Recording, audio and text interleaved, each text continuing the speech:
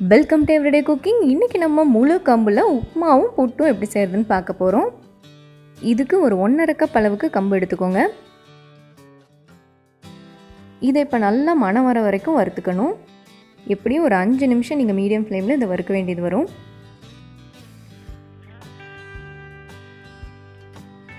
இதோ நல்ல வாசனை வந்துருச்சு, வறுபட்டுருச்சு. இதை ஆற விட்டுட்டு மிக்ஸி ஜாருக்கு மாற்றிக்கலாம்.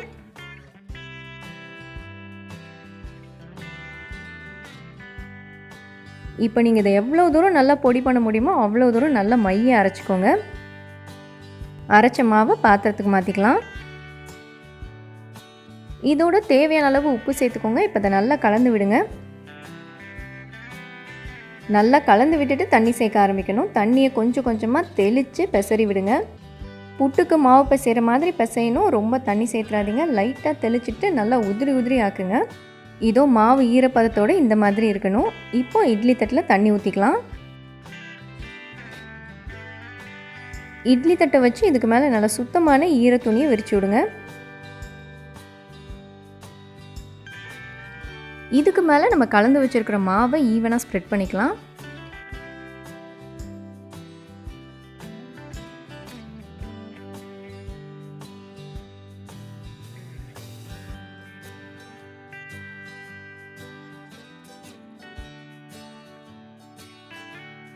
துணியை வச்சு இந்த மாதிரி லைட்டாக மூடிக்கோங்க. இப்போ இதை மூடி போட்டு ஒரு 10 நிமிஷம் வேக விட போகிறோம்.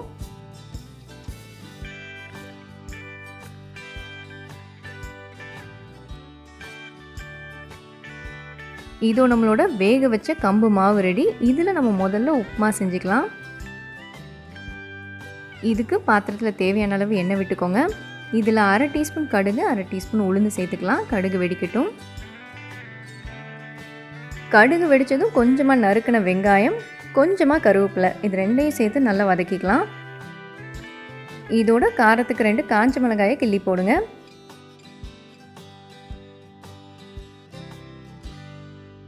தேவையான அளவு உப்பு சேர்த்துடலாம்.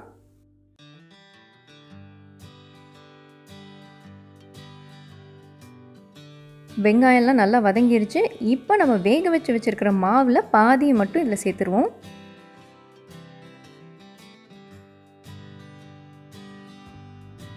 மீதி இருக்கிற மாவை எடுத்து வச்சுக்கோங்க. இதில் நம்ம இனிப்பு செய்ய போகிறோம்.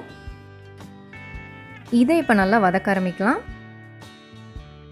இந்த ஸ்டேஜில் உப்பு பார்த்துக்கோங்க. உப்பு தேவைப்பட்டால் மறுபடியும் போட்டுக்கோங்க. ஒரு 2-3 நிமிஷம் நல்லா மீடியம் ஃப்ளேமில் கிளறிட்டு ஸ்டவ் ஆஃப் பண்ணிடுங்க.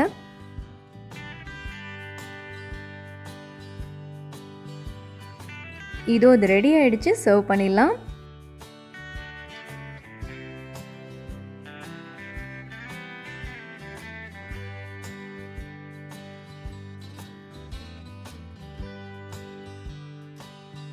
அடுத்ததாக நம்ம புட்டு செய்ய போகிறோம். நம்ம பாதி தான் உப்புமாவுக்கு யூஸ் பண்ணோம். இது மீதி மாவு.